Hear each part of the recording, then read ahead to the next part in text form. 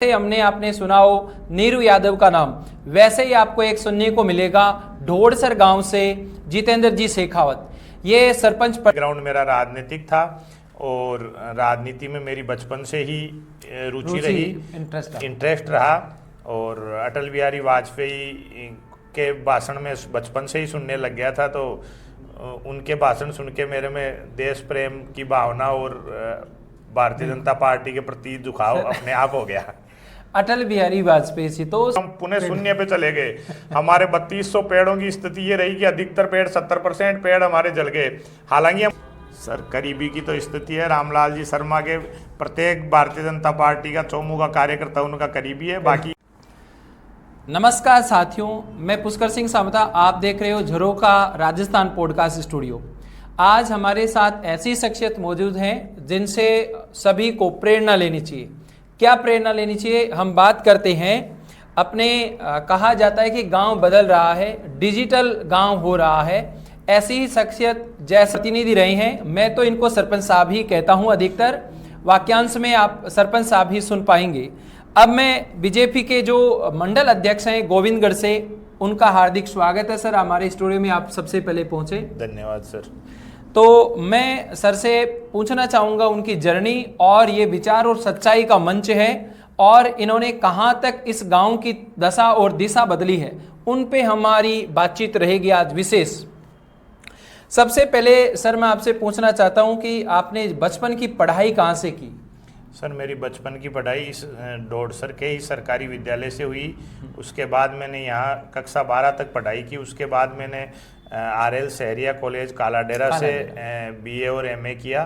तो मेरी पढ़ाई पूरी जो भी थी वो सरकारी विद्यालय और महाविद्यालय में ही हुई है। अच्छा सर, आप सरपंच प्रतिनिधि बने, सरपंच साहब बने, बीजेपी के मंडल अध्यक्ष बने, तो ऐसी राजनीतिक कैरियर आपने कैसे चुना?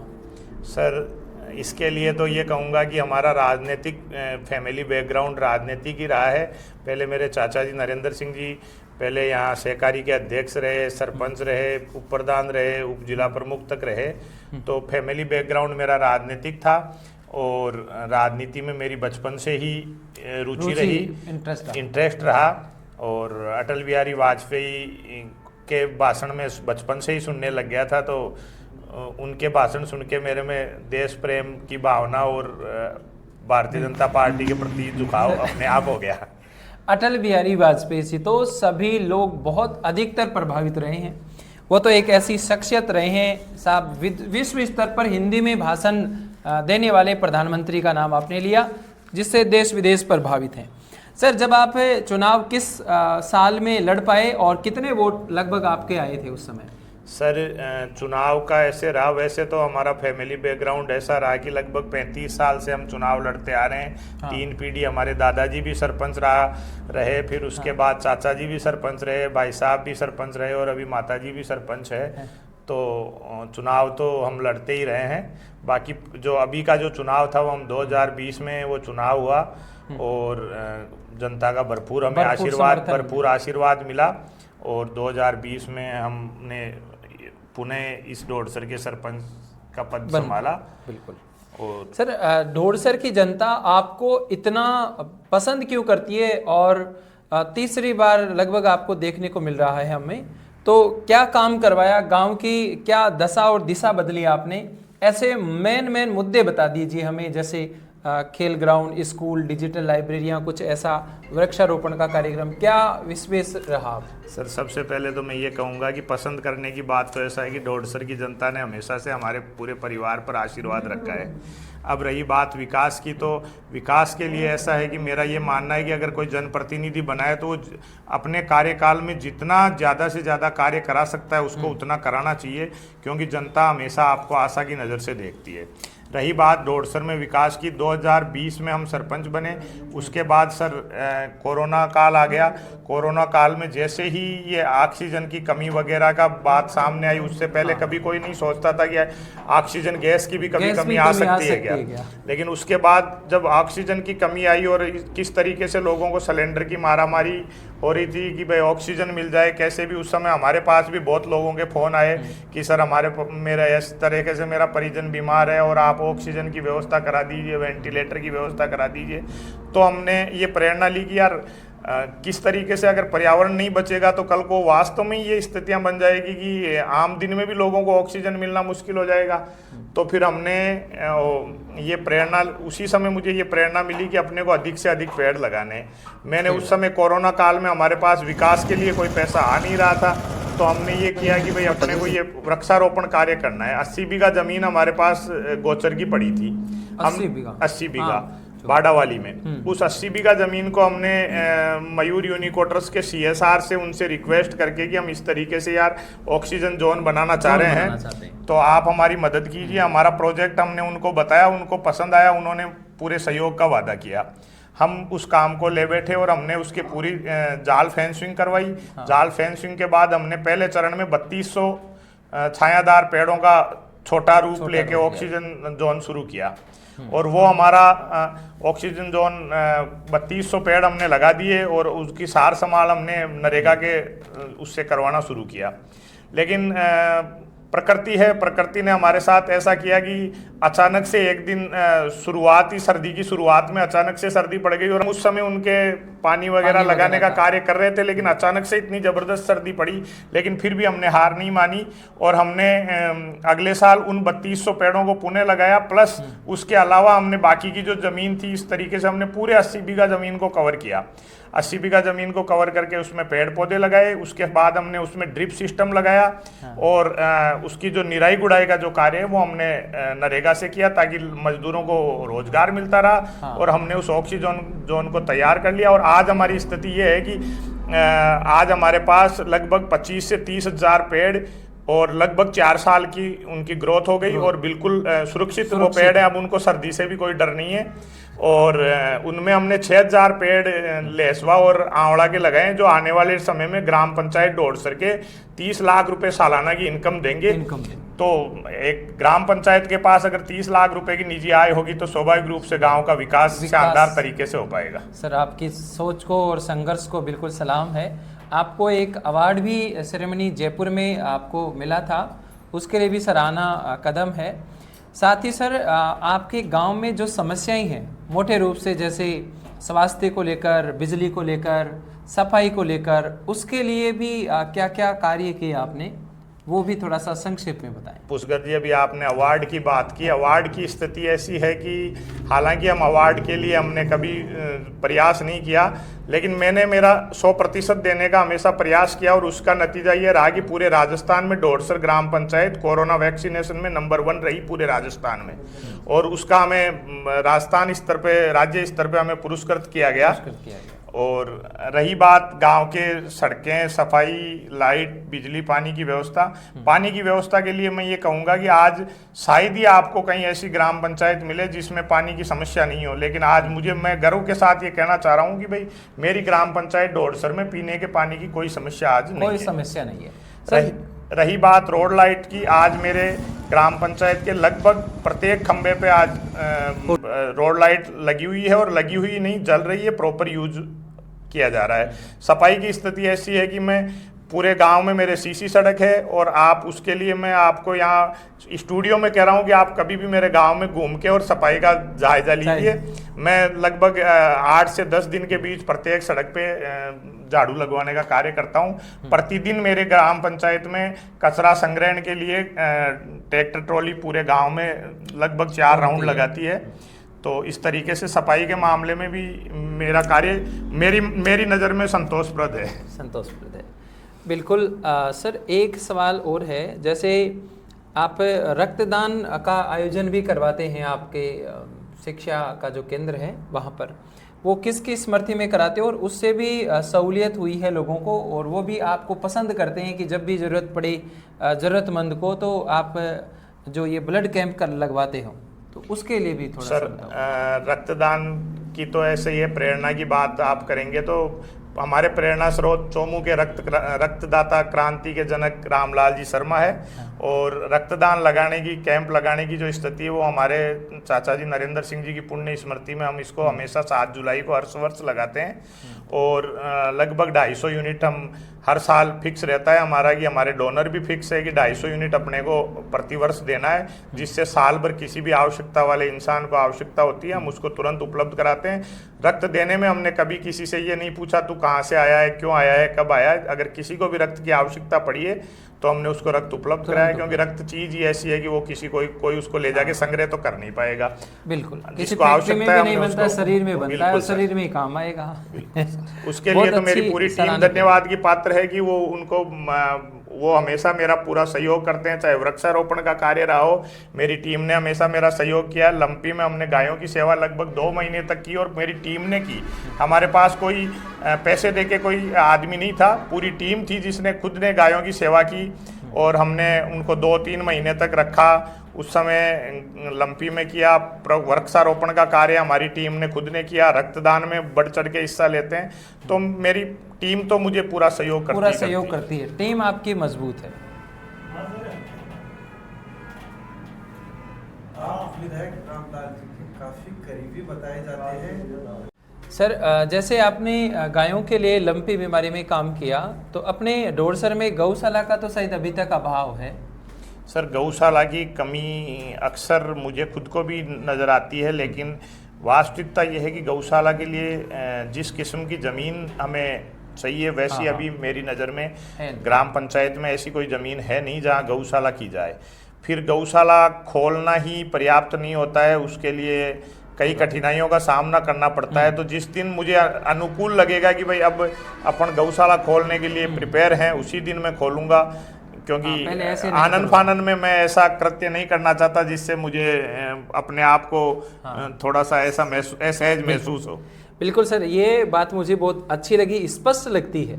सर, कभी कभी यह भी सुनने को मिलता है कि आप बीजेपी के जो मंडल हैं, अध्यक्ष हैं, उसमें आपका और चोमू के पूर्व विधायक है रामलाल जी शर्मा, आप उनके करीबी माने जाते हैं ज़्यादातर, तो और आपके संबंध भी बहुत अच्छे बताते हैं। तो उनको विकास में कैसे कन्वर्ट करते हैं आप? ये है कि मैं ये कह सकता हूँ कि मेरे पे भाई साहब का स्नेह हमेशा बना रहा है। रही बात उनके संबंधों को विकास में लेने की, तो मैं जब भी डोरसर के विकास के लिए कोई भी बात मैं भाई साहब के पास लेके गया हूं, तो भाई साहब ने मुझे हमेशा ना शब्द कभी नहीं कहा है, उसके लिए प्रत्येक चीज़ के लिए प्रयास किया है। इसका सबसे बड़ा उदाहरण मैं डोरसर की जनता को बताना चाहूँगा कि इस डोरसर में पानी की 4 टंकियाँ बनी, वो चारों रामलाल जी के कर कमलों से या पूर्व घनश्याम जी तिवाड़ी के कर कमलों से बनी। चाहे स्कूल का कार्य देख लो, वो रामलाल जी के कर कमलों से हुआ। प्रत्येक गली में सी सड़क का कार्य उनकी वजह से हुआ। आज जल जीवन मिशन की 3.5 करोड़ की जो स्कीम डोरसर के लिए स्वीकृत हुई, वो रामलाल जी के कर कमलों से हुई। अभी हाल ही में रामलाल जी शर्मा ने राज्य सरकार के सहयोग से मेरी जो पशु चिकित्सालय था उसको ए श्रेणी का पशु चिकित्सालय करा दिया। तो रही बात आगे कुछ कमियों की, तो मैं तो रामलाल जी शर्मा को आपके चैनल के माध्यम से यही अनुरोध करूंगा कि मुझे जल्द से जल्द डोरसर सामुदायिक स्वास्थ्य केंद्र के सौगात दी जाए। और मैं तो यही करूंगा कि कामना की राज्य सरकार मुझे इसी बजट में जो मेरी डोरसर पीएससी है उसको सामुदायिक स्वास्थ्य केंद्र के रूप में उसको कर्मोन्नत करे। बहुत अच्छी पहल है। आप पॉडकास्ट के साथ साथ अपने विकास पर भी ध्यान दे रहे हैं। सर, एक खेल स्टेडियम आपने जो बनाया है वो किस सहयोग से बना है? और मैंने सुना है कि लाइब्रेरी भी बनी है डोरसर में, ऐसी डिजिटल लाइब्रेरी के हिसाब से, तो उसके लिए कहाँ से योगदान रहा? सर, खेल स्टेडियम के लिए जो हॉकी वाला है, जो खेल स्टेडियम की स्थिति यह थी कि वो अन्यत्र कहीं जगह कटी हुई थी खेल मैदान के नाम से। हमने मेरी पूरी टीम के सहयोग से उस खेल मैदान को स्कूल के खेल मैदान के पास में उसको शिफ्ट करवाया और उसके बाद उसमें हमने शानदार खेल स्टेडियम किया। उसमें 400 मीटर रनिंग ट्रैक हमने मयूर यूनिकोटर्स के सहयोग से उसमें CSR से बनवाया और आज उसमें बड़ा शानदार मेरा खेल ग्राउंड है और उत्तरोत्तर उसमें विकास के कार्य किए जा रहे हैं। हमने वहाँ पर ग्राम पंचायत के सहयोग से सामुदायिक शौचालय का निर्माण भी करवाया है, पानी की टंकी का निर्माण भी करवाया है, वहाँ हमने चेंजिंग रूम भी बनाए हैं। तो इस तरीके से मैं उत्तरोत्तर उस खेल मैदान की तरफ भी ध्यान दे रहा हूँ। युवा अपना नाम भी रोशन कर रहे हैं, मैंने हाँ देखा बिल्कुल, था कई जगह। पूरे राजस्थान में नहीं, अपन ये कहेंगे कि पूरे हिंदुस्तान में अगर हॉकी की, महिला हॉकी की कहीं बात आती है तो डोडसर का जरूर उसमें कभी जिक्र कोई ना आता कोई है। खिलाड़ी रहता है, क्योंकि हमेशा आज मेरे लगभग डोडसर में पिछले कुछ सालों में 250 बच्चे और बच्चियों ने नेशनल लेवल पर डोडसर का नाम रोशन किया है। तो ये एक छोटी बात नहीं है। बहुत पहले डोडसर में साई का सेंटर भी चला करता था स्कूल में, उसके बाद कुछ मान लो कुछ मिसकम्युनिकेशन की वजह से या प्रशासनिक कारणों से वो धीरे धीरे बंद हो गया, लेकिन मैं आगे यही प्रयास करूंगा कि उसको भी वापस डोडसर में पुनः शुरू करने की प्रयास करूंगा। सर, एक डोडसर में जो युवाओं हैं, और युवाओं को आप क्या संदेश देना चाहो? खेल की तरफ ज़्यादा हैं आकर्षित युवाएं, कभी कभी डिजिटल प्लेटफॉर्म पे जाके साइबर अपराध वाले गेम्स वगैरह खेलने लगते हैं, तो उसके लिए आप युवाओं को क्या कहना चाहोगे? खेल की तरफ बढ़ें, पढ़ाई की तरफ ध्यान दें, या फिर ये डिजिटल साइबर वाला? सर, ये एक युवाओं के लिए बड़ा चिंता का विषय है कि भाई आज का युवा अपनी ज़िंदगी को पूरी मोबाइल में उसको खराब कर रहा है। तो मैं तो आपके चैनल के माध्यम से ये कहना चाहूँगा कि हाल ही में मैंने एक सोच भी बनाई है और जल्दी मैं उसको मेरे सोशल मीडिया प्लेटफॉर्म पे भी डालूंगा कि भाई डोडसर का प्रत्येक पढ़ने वाला युवा जो कक्षा 12 तक या मान लो कॉलेज में जो पढ़ाई कर रहा है, जो पढ़ने वाला युवा है, वो शाम को 7 से 9 और सुबह 6 से 8 ये 4 घंटे 5 घंटे उनके घर वाले भी यही प्रयास करें कि बच्चा फ़ोन के हाथ भी नहीं लगाएगा। तो ये 5 घंटे शाम को, 3 घंटे 2 घंटे शाम को और 2 घंटे सुबह, ये 4 घंटे तो उनको बच्चों को उससे मोबाइल से दूर रखने की आदत घर वालों को डालनी ही होगी। और इसके लिए मैं आपके चैनल के माध्यम से उनके अभिभावकों से भी यही उम्मीद करूंगा कि वो उसमें मेरा सहयोग करें, तो मैं एक गांव में एक नई पहल प्रारंभ करूं। बिल्कुल सर, सराहनीय कार्य होगा ये। और खेल की तरफ जाएं, व्यायाम करें, योगा करें, ये भी बहुत अच्छी पहल होगी। एक सर, आपके लिए ये भी कहा जाता है कि गांव में कुछ ऐसे विवादित रास्ते थे जो काफ़ी लंबे समय से सुनने को मिल रहा था, लगभग कितने साल हैं ये तो मुझे पता नहीं, लंबे समय से ये खुल नहीं रहे थे आसपास के ढाणियों में जाने के। वो कौन से आपने ऐसे कार्य करवाए कि जनता आपसे खुश है? अब सर, विवादित रास्तों की तो ये स्थिति है कि रास्ते विवादित थे और कब कौन सा कार्य होगा ये तो ईश्वर पर निर्भर रहता है कि कौन सा कार्य कब होना है। बाकी उसका माध्यम, मान लो मेरे माध्यम से वो कार्य होने थे, तो मेरे पिछले 6 साल के जो कार्यकाल रहा सरपंच का, उसमें मैंने यही प्रयास किया कि जो भी लोग रास्ते के लिए परेशान थे, मैंने अधिकतर रास्तों को खोलने का कार्य किया। या कोई रास्ता खुला हुआ था, सकड़ा था, तो वहाँ मैंने सड़क बनाकर उस रास्ते को चौड़ा करने का कार्य किया। उसमें मेरी पूरी टीम का सहयोग रहा और मेरी टीम के सहयोग से और गांव की जनता के सहयोग से ये कार्य संभव हो पाए। वरना जो रास्ते 40 साल से 35 साल से अटके पड़े थे, उन रास्तों को खोल पाना बड़ा मुश्किल था, तभी वो इतने सालों से अटके हुए थे। तो मैं उसके लिए मेरी टीम और ग्राम की जनता को बड़ा धन्यवाद दूंगा कि उन्होंने मेरा सहयोग करके इस रास्ते को निकलवाया। बिल्कुल बिल्कुल सर, एक ये भी कहा जाता है कि जो सरपंच प्रतिनिधि या सरपंच साहब हैं या फिर कोई भी है जो विकास ज़्यादा करवाता है, वो पैसा भी थोड़ा ज़्यादा खाता है, ऐसे सुनने में आता है। तो पारदर्शिता के लिए आप क्या कहना चाहोगे कि कोई जांच करे, कोई देख सकता है निष्पक्ष रूप से, उसके लिए क्या कहोगे? कभी कभी ऐसे विवादित बातें आ जाती हैं। सर, ऐसा है, आज के युग में ये आरोप लगाना किसी के लिए बड़ा आसान होता है, लेकिन मैं तो ये कहूँगा कि भाई मैं बिल्कुल सत्य हूँ और कोई भी देख ले, भ्रष्टाचार का हम लोगों पे कोई भी आरोप नहीं लगा पाओगे आप। ठीक है, जिसके पास बिना तथ्य के कोई भी बात कह सकता है, उसको अपन रोक नहीं सकते, लेकिन अगर कोई तथ्य के आधार पर उस बात को साबित करेगा तो मैं उसके लिए तैयार हूं। मैं आपको आपके चैनल के माध्यम से ये कहना भी चाहूँगा, अगर कोई किसी व्यक्ति को ऐसा लग रहा है कि भाई हम लोग भ्रष्टाचार कर रहे हैं, तो उसके लिए वो तैयार हैं, जो भी कानून के रास्ते हैं उसके माध्यम से हमारे भ्रष्टाचार को उजागर करें। बिल्कुल, सोशल मीडिया है आजकल, तो हर चीज़ रिकॉर्ड रहती है, RTI से मांग सकते हैं। बाकी सब पारदर्शिता, मुझे तो लगती है जब सब चीज़ें डिजिटल हो गया तो पारदर्शिता सामान्य बात हो गई है। ठीक है, एक सवाल ये भी है कि अब आने वाले जो सरपंचों के चुनाव हैं, जो UDH मंत्री झावर सिंह खर्रास ने कहा था कि मई के आसपास जो इलेक्शन होने वाले हैं, और आप जैसे यहाँ पर जैसे सीट आती है रिजर्वेशन के हिसाब से या फिर जनरल की आपकी आती है, तो उसके हिसाब से आप आगे डोडसर गांव के विकास के लिए क्या प्राथमिकता रहेगी आपकी?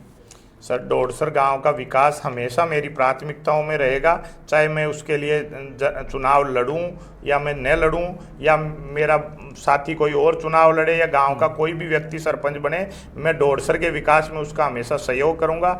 रही बात मेरे चुनाव लड़ने या न लड़ने की, ये फैसला मेरा नहीं होगा, ये फैसला हमेशा मेरे कार्यकर्ताओं का ही रहा है और आगे भी ये कार्यकर्ता ही तय करेंगे कि मुझे चुनाव लड़ना चाहिए या नहीं लड़ना चाहिए, लड़ना चाहिए तो कौन सा चुनाव मुझे लड़ना चाहिए।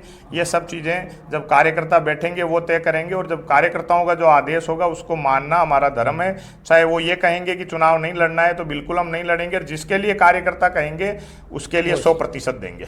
बिल्कुल बिल्कुल सराहनीय कार्य है सर। सर आपकी कार्यकारिणी कमेटी में कितने सदस्य आपने बना रखी है शायद?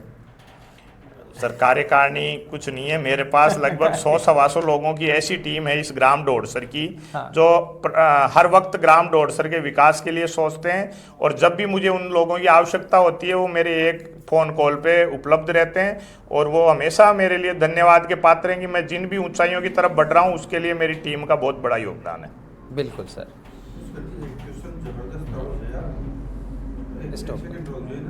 सर एक सवाल यह है, जो NH52 है अपने, तो डोडसर में एक पुराना बस स्टैंड है, उसके आगे सरकारी स्कूल तक जब रास्ता जाता है डेयरी के पास तक, वहाँ पर जल भराव की समस्या थी। अभी हाल ही में उसका निदान हो गया, तो सर वो कैसे आपने संभव किया या उसका निदान कैसे कर पाए? सर जो पुराने बस स्टैंड से जो NH की सीमा में जो जल भराव था वो उसके लिए अपन ये कह सकते हैं कि वो समस्या पुराने ज़माने से नहीं थी। वो जब ये NH 4 लेन हुआ उस समय तकनीकी अधिकारियों की कमी की वजह से वो अचानक से एक समस्या बन गई, और वो समस्या इतनी विकट बनी कि लगभग वो 8-10 साल तक इस क्षेत्र के लोगों का रहना दूभर हो गया। पूरा पानी यहीं भरा रहता था, उसके निकलने की कहीं इन्होंने व्यवस्था नहीं की, NH ने भी कोई व्यवस्था नहीं की। बार बार NH के अधिकारियों को अवगत कराते ले, लेकिन कोई संतोषप्रद जवाब भी नहीं मिला और न वो कार्य हुआ। मेरे पूर्व के जनप्रतिनिधियों से भी लोगों ने ये कहा तो उन्होंने ये कह के टालते रहे कि ये ऊपर के लेवल का मामला है, NH का काम है, हम नहीं कर पाएंगे। जब मैं सरपंच बना 2020 में तो मेरे सामने भी ये समस्या एक विकट थी, और मैंने ये ठान लिया कि अपने को इस समस्या का समाधान करना है। मैं NH के अधिकारियों से मिला, यहाँ टोल के अधिकारियों से मिला, इन्होंने कहा कि साहब आप NH के ऑफिस सिक्कर जाके मिलो, वहाँ हम मिले। हमने उस समय हमारे तत्कालीन सांसद सुमेधानंद जी का भी फ़ोन करवाया, उसके बाद हम मिले तो उन्होंने हमें इसका रास्ता बताया कि सर आप NHI के भरोसे रहोगे, आपका काम नहीं हो पाएगा, आपको ये काम ग्राम पंचायत से कराना पड़ेगा, NHI से आपको NOC लेनी पड़ेगी। अब उस NOC की क्या प्रक्रिया रहेगी, तो उन्होंने कहा दिल्ली से ये NOC बन के आएगी। एक लंबी प्रक्रिया थी, लेकिन फिर भी मैंने हार नहीं मानी और उसको NHI दिल्ली तक मैं इसके लिए गया, प्रयास किया। 6 महीने से मेरी NOC आई। NOC आने के बाद लगभग मैंने 25 से 30 लाख रुपए का पैसा ग्राम पंचायत डोडसर से खर्च करके नाला निर्माण और उसको NH के नीचे से नाले निकालने का कार्य किया। उसको ले जाके मैंने पास ही में पुराना जोड़ था, उस जोड़ में किया। एक तरह से उससे मेरे दोनों कार्य हो गए, जोड़ भी पुनर्जीवित हो गया और ग्राम जनता भी उस कीचड़ की समस्या से उनको भी निजात मिल गई। कितनी समझदारी से आपने काम किया है, बहुत बहुत अच्छी है। एक ये भी कहा जाता है, जैसे आप बीजेपी के मंडल अध्यक्ष हैं गोविंदगढ़ से, तो क्या बीजेपी जन कल्याणकारी कार्य या योजनाएं लेके आती है? स्थानीय जो यहाँ के लोग हैं उनको किस तरह से लाभ होता है ये जन कल्याणकारी कार्यों से? सर जन कल्याणकारी जितनी भी योजनाएं आती है वो आम जनता के लिए होती है, और आम जनता के लिए उस योजना का लाभ पहुंचे उसके लिए सरकार समय समय पर कैंप लगा के या रथों के माध्यम से, वैन के माध्यम से उसका प्रचार प्रसार करती है। वो उसका मुख्य उद्देश्य यही रहता है कि आम जनता को इन योजनाओं के बारे में पता चले। और मेरा तो ये मानना है कि लगभग उन सब योजनाओं का सब ग्राम पंचायतों में उनका नॉलेज रहता है और उसके माध्यम से प्रत्येक जन तक वो अधिक से अधिक लोगों के पास उनकी पहुंच रही है। और जब से राजस्थान में भजनलाल जी की सरकार आई है उसके बाद से जितनी भी योजनाएं आई है हम खुद व्यक्तिगत रूप से उनका प्रयास करके आम जन तक उनको लाभ पहुंचाने का कार्य कर रहे हैं। सर एक डोडसर में व्यापार का बड़ा केंद्र बन रहा है, व्यापारिक वर्ग जो देखने को मिल रहा है, हर वस्तुएं जो चौमों में मिलते हैं वो यहाँ पर मिल रही हैं, उसके लिए आप क्या कहना चाहोगे और व्यापारियों के लिए आप क्या योगदान देने के लिए कहोगे उनको? सर व्यापारी डोडसर में एक बड़ा व्यापारिक हब अपन इसको कह सकते हैं, जहां आसपास के कई गांवों से ग्राहक भी उपलब्ध हैं और यहाँ अनेकों लोग व्यापार अपना कर रहे हैं। और मेरा ये मानना है कि व्यापार के लिए जो अनुकूल परिस्थितियां होती है वो डोडसर में है। लेकिन मैं व्यापारियों से भी यही अनुरोध करूंगा कि जो देश के प्रधानमंत्री मोदी जी का जो स्वच्छ भारत का जो मिशन है उसमें व्यापारी लोग सहयोग करें। उनको जहाँ ग्राम प्लास्टिक को मुक्त किया जाए गांव को, उसमें ग्राम पंचायत का आपको जहां भी सहयोग की आवश्यकता है मैं करने के लिए तैयार हूं। अगर व्यापारी लोग मुझे कहेंगे कि प्रत्येक दुकान को डस्टबिन उपलब्ध कराया जाए, मैं डस्टबिन उपलब्ध कराने के लिए तैयार हूं। मेरी उनसे ये है कि व्यापार मंडल की जब मीटिंग हो तब वो लोग इतना निर्णय ले कि हम पॉलीथीन का उपयोग नहीं करेंगे और कागज की जो थैली होती है उसका बैग का हम उपयोग करेंगे। अगर वो कागज के थैली या बैग के लिए कहेंगे तो हम उनको शुरुआती रूप में उनको निःशुल्क उपलब्ध कराएंगे और बाद में उनको मार्केट देंगे कि भाई इस तरीके से आप ये यहाँ पे निर्माण इसका होता है और आप यहाँ से इसको खरीद सकते हो, जो उनकी पॉलीथीन से रेट में भी सस्ती रहेगी और वो पर्यावरण के लिए भी सही रहेगी। तो मैं तो व्यापार मंडल डोडसर से भी यही अनुरोध करूंगा कि आप इस पहल में मेरा सहयोग करें और इस डोडसर को पॉलीथीन मुक्त करें। सर अंतिम सवालों की तरफ हैं और एक यहाँ पर अपने एक बड़ी इंडस्ट्रीज है मयूर कोटर्स जिसको कहते हैं, उससे इस गांव को लाभ है या कुछ हानियां भी हैं? पोल्यूशन होता है, हालांकि रोजगार भी मिल रहा है, तो किस संदर्भ में आप देखना चाहोगे उस मयूर कोटर्स को? सर आज मयूर यूनिकोटर्स डोडसर में है। उस मयूर यूनिकोटर्स का लाभ अपन ये कह सकते हैं कि आज डोडसर ग्राम, अकेले डोडसर ग्राम के लगभग 250 परिवार के लोग उसमें रोजगार के लिए जा रहे हैं। तो 250 परिवारों का रोजगार का कार्य मयूर यूनिकोटर्स से चल रहा है। मयूर यूनिकोटर्स हर साल करोड़ों रुपए अपनी CSR फंड का डोडसर और उसके आसपास के गांवों के विकास के लिए पैसा खर्च कर रहा है। रही बात पोल्यूशन की, सर जो लोग कंपनियां खोल रहे हैं वो पर्यावरण विभाग की NOC भी लेके आते हैं, अनेकों विभागों की NOC लेके आते हैं। और अधिकतर जो कंपनियां हैं डोडसर में भी इसके मयूर यूनिकोटर्स के अलावा भी कई कंपनियां हैं वो CSR का कोई पैसा खर्च नहीं करती है, उसके बावजूद भी पॉल्यूशन हो रहा है। अब वो पॉल्यूशन मापदंडों को पूरा कर रहा है नहीं कर रहा है ये तो पर्यावरण विभाग जाने। बाकी अगर मयूर यूनिकोटर्स से डोडसर के 250 परिवारों का पालन पोषण हो रहा है, डोडसर में करोड़ों रुपए CSR के लग रहे हैं, तो मेरी नज़र में मयूर यूनिकोटर्स डोडसर के लिए लाभदायक ज़्यादा है। बिल्कुल बिल्कुल। सर अंतिम सवाल है कि आप डोडसर के जो जनता है, युवा है, उनको लास्ट में क्या संदेश देना चाहोगे? सर मैं डोडसर के युवाओं को यही संदेश देना चाहूँगा कि एक तो गांव के विकास में जो भी जहाँ भी जिसका योगदान लेना हो उसका योगदान लीजिए। उसमें राजनीति की कोई आवश्यकता नहीं है, चाहे किसी पार्टी की सरकार हो, किसी पार्टी का विधायक हो, प्रत्येक लोगों से जाकर डोडसर के विकास के कार्यों को करवाया जाए। साथ ही मैं ये कहूँगा युवाओं को, जो साइबर क्राइम जो चल रहा है ये एक जहर की तरह है और ये राजस्थान के युवाओं के अंदर घर कर चुका है। तो मैं डोडसर के युवाओं से यही अपील करता हूं कि इस साइबर क्राइम से बचें, फ्रॉड कॉल आते हैं उनसे बचें, जल्दी से जो करोड़पति बनाने का जो स्कीम्स आती है उनसे दूर रहें, क्योंकि अगर ऐसा कुछ होता तो ये लोग इतनी मेहनत करके व्यापारी लोग वहाँ क्यों पहुँचते, वो इस आसान तरीकों को वो भी ले सकते थे। लेकिन मैं पुनः आपके चैनल के माध्यम से डोडसर के युवाओं से ये अपील करता हूँ कि साइबर फ्रॉड से बच के रहें, ये आपके लिए जहर है। बिल्कुल सर, बहुत बहुत धन्यवाद। आप हमारे यहाँ पर पॉडकास्ट स्टूडियो में आए, अपने विचार साझा किए। इस विचारों से हमारे गांव के लोग या आसपास के राजस्थान के सभी लोग जो भी माध्यम से इसे सुनेगा तो ये उनके लिए लाभदायक होगा, हम ये आशा और उम्मीद करते हैं। धन्यवाद पुष्कर जी।